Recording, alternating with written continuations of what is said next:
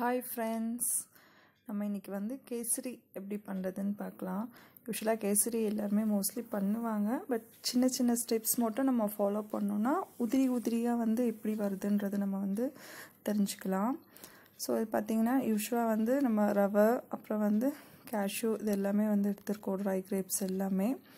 So first வந்து நம்ம ரவையை வந்து ரோஸ்ட் பண்ணுறதுக்காக ஒரு வானல் வச்சுட்டு நான் ஒரு 2 to 3 ஸ்பூன்ஸ் வந்து நெய்யை ஆட் பண்ணிவிட்டு நான் வந்து 1 கப் ரவா தான் வந்து எடுத்திருக்கேன்.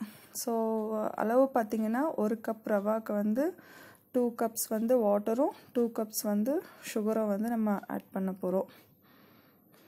ஸோ நம்ம எவ்வளோ ரவா எடுக்கிறோமோ அதுக்கு வந்து டபுளாக வந்து வாட்டரும் சுகரும் வந்து போட போகிறோம். ஸோ ரவையை வந்து ஃபஸ்ட்டு வந்து சிம்மில் வச்சு நம்ம வந்து வறுத்து எடுத்துக்கலாம். ஸோ ரவா வறுத்து எடுத்தாச்சு. அதுக்கப்புறம் இப்போ கேசரி செய்கிறதுக்கு வந்து அகைன் வந்து நம்ம வானலில் வந்து ஹீட் பண்ணிட்டோம். இப்போ வந்து கொஞ்சம் நெய் வந்து அதிகமாகவே போட்டுக்கோங்க. ஏன்னா கேசரிக்கு வந்து கொஞ்சம் நெய் அதிகமாக இருந்துச்சுன்னா நல்லா சூப்பராக இருக்கும். அப்போ தான் வந்து அடியும் பிடிக்காது, நல்லாயிருக்கும்.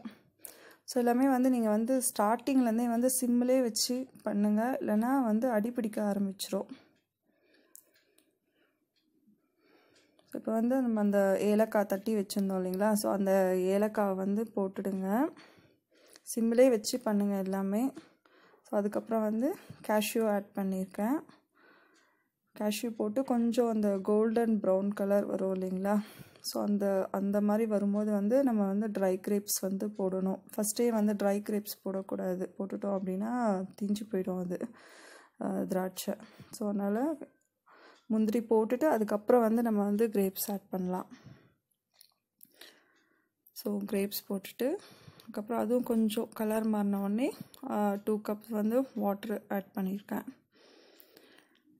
அது வந்து தண்ணி வந்து கொஞ்சம் சூடேறி கொதிக்கிட்டோம். கொஞ்சம் ஒரே ஒரு சிட்டிக்கு வந்து சால்ட் ஆட் பண்ணுங்கள். ஏன்னா சால்ட்டு போட்டோன்னா நம்ம அந்த ஸ்வீட்டோட டேஸ்ட் வந்து தூக்கலாக கொடுக்கும். ஸோ அதனால் ஒரு சிட்டிக்கு மட்டும் சால்ட்டு. அதுக்கப்புறம் ஃபுட் கலரும் வந்து ஒரு சின்ன அளவு தான் போட்டிருக்கேன் நான்.